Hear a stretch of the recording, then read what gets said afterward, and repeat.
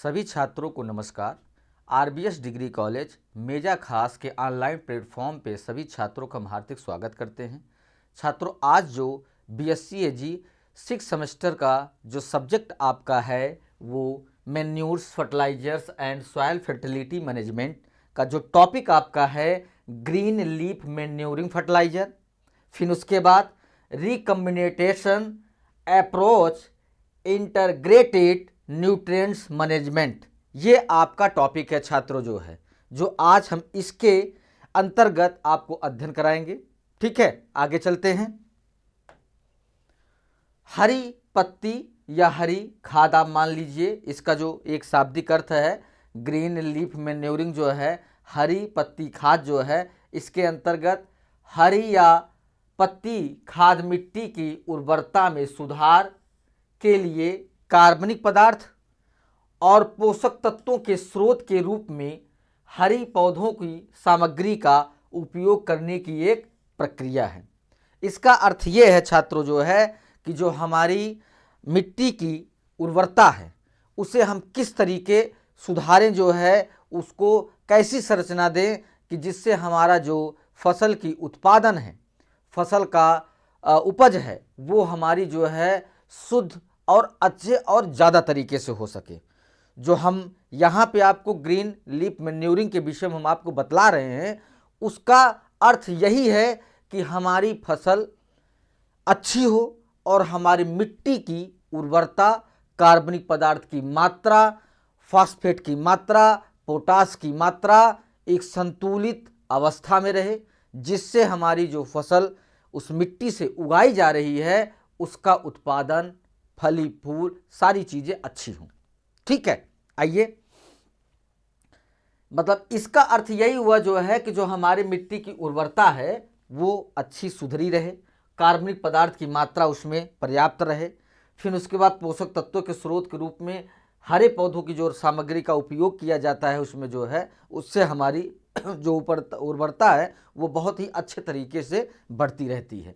मतलब अर्थ ये है कि जो हमारे फसल के अवशेष जो हमारे मिट्टी में छूट जाते हैं उनको जब हम रिसाइकलिंग करके या जुताई करके या पानी भर के उसे जब सड़ाते हैं, मिट्टी में मिलाते हैं तो उसके द्वारा हमारे मिट्टी की कार्बन की जो मात्रा है, कार्बनिक पदार्थ की जो मात्रा है वो बढ़ने के कारण हमारी मिट्टी की उर्वरता बढ़ती है, उसकी संरचना सुधरती है, जिससे हमारी मिट्टी की जो फर्टिलिटी है वो बढ़ती चली जाती है।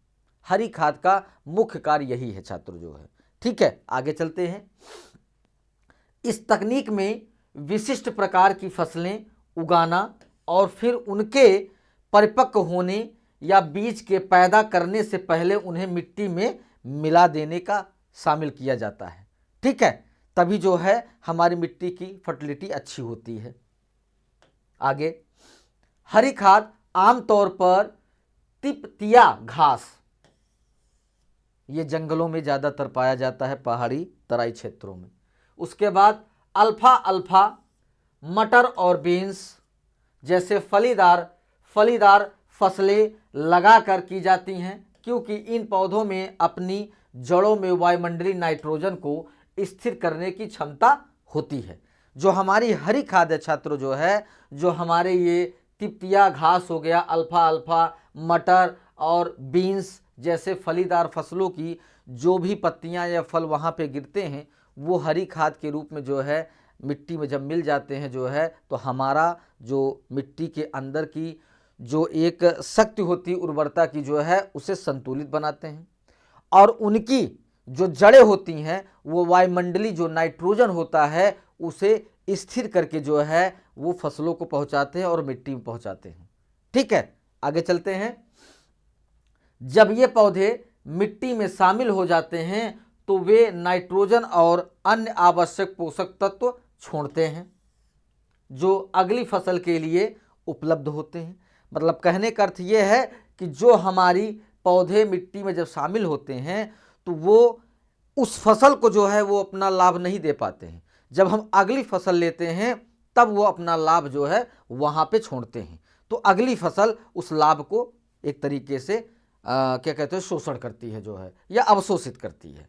ठीक है, आगे चलते हैं। हरी खाद के लाभ। बेहतर मिट्टी की उर्वरता। हरी खाद मिट्टी के पोषक तत्वों को फिर से भरने और मिट्टी की संरचना में सुधार करने मदद करती है, जिसके परिणाम स्वरूप मिट्टी की पानी और पोषक तत्वों को बनाए रखने की क्षमता बढ़ जाती है। ठीक है, आगे चलते हैं। मृदा क्षरण को कम करना। कवर फसल मिट्टी की हवा और पानी से क्षरण को बचाने में मदद करती है। ठीक है, फिर कीट और रोगों पर नियंत्रण। कुछ हरी खाद वाली फसलें मिट्टी में कीट और रोगों की समस्याओं को कम करने में मदद कर सकती हैं। फिर उसके बाद उर्वरकों की कम आवश्यकता। हरी खाद वाली फसलों द्वारा जारी नाइट्रोजन और अन्य पोषक तत्व सिंथेटिक उर्वरकों की आवश्यकता को कम करने में मदद कर सकती हैं। सिंथेटिक उर्वरक जो आपके केमिकल्स जो उर्वरक आ रहे हैं उनकी मात्रा को जो है ये कम कर देते हैं। ये जो नाइट्रोजन और क्या कहते हैं अन्य पोषक तत्व होते हैं जो हरी खाद के द्वारा हमें मिलता है, वो जो है सिंथेटिक जो विषाक्त होते हैं उन्हें जो है दूर करते हैं या कम करते हैं। फिर उसके बाद हरी खाद लागू करने के लिए किसानों को अपनी मिट्टी और जलवायु परिस्थितियों के लिए सही प्रकार की फसल का चयन करना चाहिए। मतलब हरी खाद लागू करने के लिए या मिट्टी में मिलाने के लिए जो है हमें अच्छी किस्म की जो है घासों का या फसलों का चयन करना चाहिए, जिन्हें हम मिट्टी में मिला सकें और उनमें जो है वो हमारी कार्बनिक मात्रा, हमारी मिट्टी की संरचना और विकास को संतुलित बना सकें। इस किस्म का उपयोग करना चाहिए। ठीक है, आगे चलते हैं। कवर फसल को तब तक जो है बढ़ाने देना चाहिए जब तक कि वह वांछित ऊंचाई तक न पहुंच सके, और फिर उसे काट दिया जाना चाहिए या काट दिए जाने चाहिए और कुछ हफ्तों के लिए मिट्टी की सतह पर सड़ने के लिए छोड़ दिया जाता है। मतलब कहने का अर्थ ये है छात्रों जो है कि जो कवर फसलें होती हैं हमारी जो है उन्हें कैसे जो है आप मिट्टी में छोड़ेंगे ऊंचाइयों से कि वो आके स्थिर हो जाए। फिर उसे जो है कई बार काट के उन्हें मिट्टी में मिला दिया जाता है, जिससे जो है उनकी जो फसल की एक मिलावट की प्रक्रिया होती है मिट्टी में मिलने के लिए, वो जब मिला दिया जाता है तो वो धीरे धीरे विघटन के थ्रू वो सड़ के मिट्टी में मिल जाते हैं। ठीक है, फिर वो एक खाद के रूप में अगली फसल में उपयोग किए जाते हैं जो है। ठीक है, आगे चलते हैं। एक बार जब हरी खाद विघटित हो जाए तो मिट्टी की उर्वरता में सुधार के लिए इसे मिट्टी में मिलाया जा सकता है। ठीक है, जब हरी खाद विघटित हो जाए मतलब सड़ जाए तो फिर उसे जो है आप मिट्टी में आसानी से मिला सकते हैं। ठीक है, आगे चलते हैं। हरी खाद मिट्टी की उर्वरता में सुधार करने, मिट्टी की कटाव को कम करने और सिंथेटिक उर्वरक की आवश्यकता को कम करने का एक टिकाऊ और प्रभावी तरीका है। अगर मिट्टी को अच्छी उसकी फर्टिलिटी हो, अच्छी उसकी संरचना हो, अच्छी उसकी बनावट हो और वो क्षरण से कम हो सके तो ये चीज़ें केवल हरी खाद के द्वारा ही चीज़ें संभव हो सकती हैं। ठीक है, आगे चलते हैं। फर्टिलाइजर रिकमेंडेशन अप्रोच जो है मृदा परीक्षण। मृदा परीक्षण एक मिट्टी की सही गुणवत्ता निकालने के लिए मिट्टी की जांच होना बहुत ही ज़रूरी होता है छात्रों। जैसे मनुष्य अपनी बॉडी में जो भी उन्हें प्रॉब्लम्स होती हैं, रोग होते हैं, तो डॉक्टर्स बोलता है जो है कि आप खून की जांच कराइए, तभी हमें पता चलेगा जो है कि आपको क्या हुआ है। वैसे मिट्टी की गुणवत्ता को जानने के लिए या मिट्टी के पोषक तत्वों की जानकारी के लिए हमें मिट्टी परीक्षण करना बहुत ज़रूरी है छात्रों। ठीक है, आइए मृदा परीक्षण। मृदा परीक्षण एक सामान्य दृष्टिकोण है जिसका उपयोग मिट्टी में पोषक तत्वों के स्तर को निर्धारित करने के लिए किया जाता है। फिर उसके बाद जो है इसमें खेत की मिट्टी के नमूने लेना, पीएच, कार्बनिक पदार्थ और पोषक तत्वों के स्तर के लिए उनका विश्लेषण करना शामिल होता है, जो कि सॉइल टेस्टिंग के द्वारा छात्रों ये संभव है। फिर उसके बाद मिट्टी परीक्षण के परिणामों के आधार पर उर्वरक की सिफारिश की जा सकती है, जो फसल और मिट्टी की विशिष्ट आवश्यकताओं के अनुरूप होती हैं जो है। इसका अर्थ ये है छात्रों जो है कि जो हमारी मिट्टी का परीक्षण हो रहा है उससे हमें ये पता चल रहा है जो है कि हमारी मिट्टी में क्या कमी है। कार्बनिक पदार्थ कम है, फास्फेट कम है, पोटास कम है, पीएच जो है कम है, उसमें क्षारीय अम्लता क्या है, वो सारी चीज़ें आपको मिट्टी परीक्षण के उपरांत ही आपको पता चल सकता है, अन्यथा नहीं चल सकता है।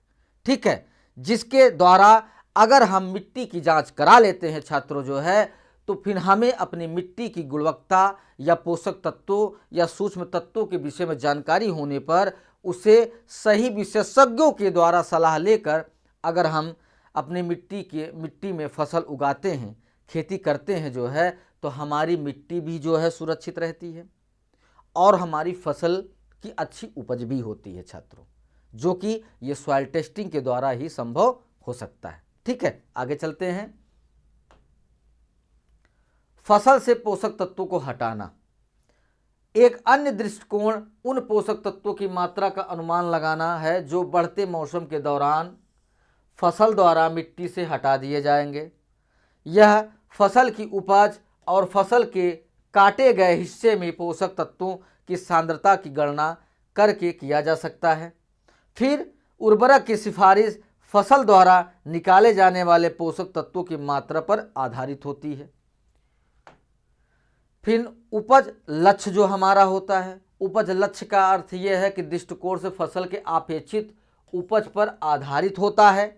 उर्वरक अनुशंसा की गणना अपेक्षित उपज और फसल की पोषक तत्वों की आवश्यकताओं के आधार पर किया जाना चाहिए, तभी हमें पता चलेगा जो है कि हमारी उपज किस तरीके और किस लक्ष्य तक जा रही है।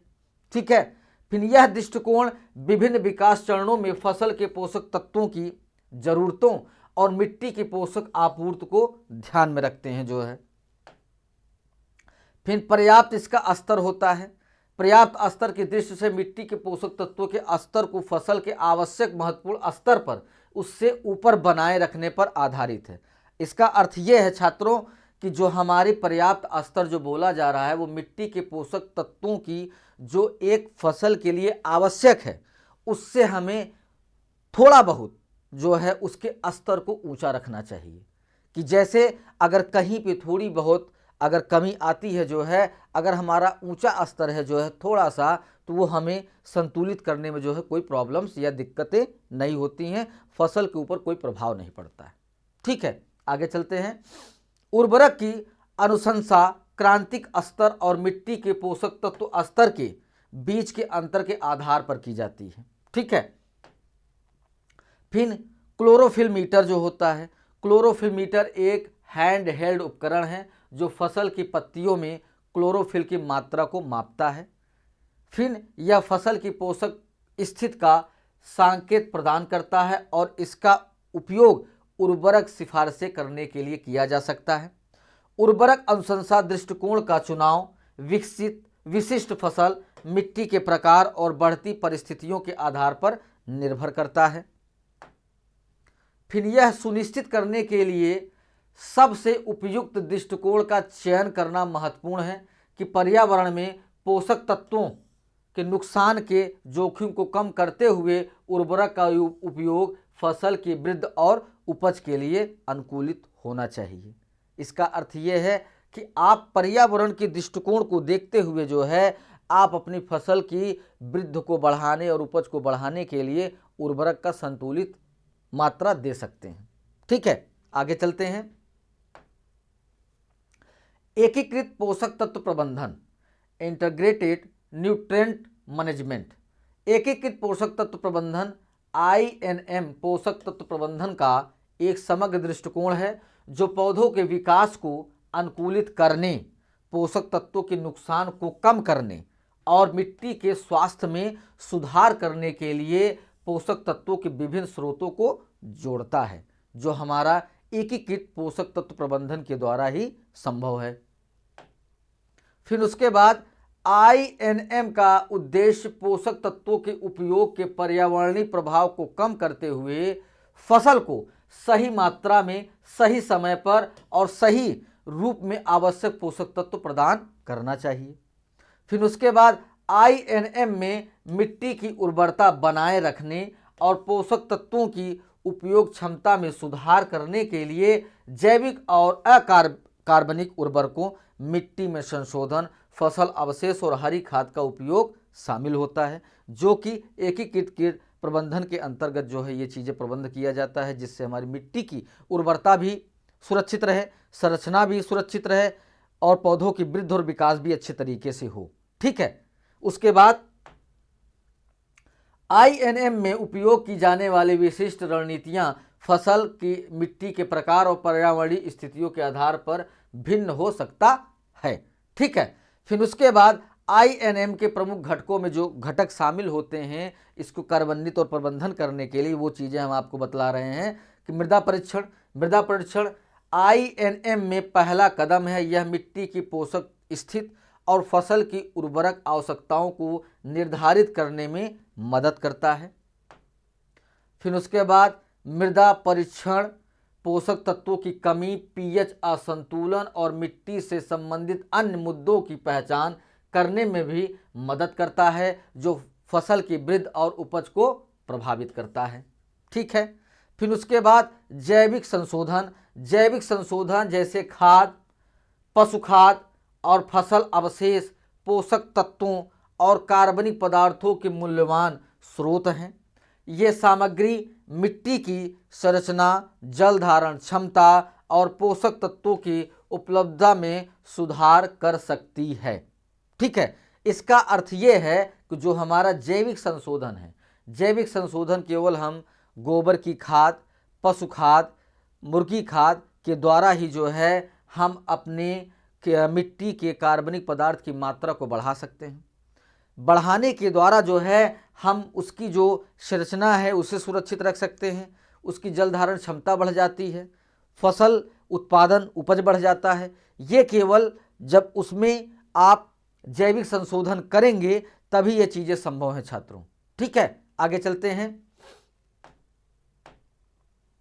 जैविक संशोधन के द्वारा हम किसी भी मिट्टी की कार्बनिक पदार्थ की मात्रा को बढ़ा सकते हैं और वहाँ पे जो विषाक्त पदार्थ होते हैं उन्हें हम कम करके या बाहर हटा सकते हैं।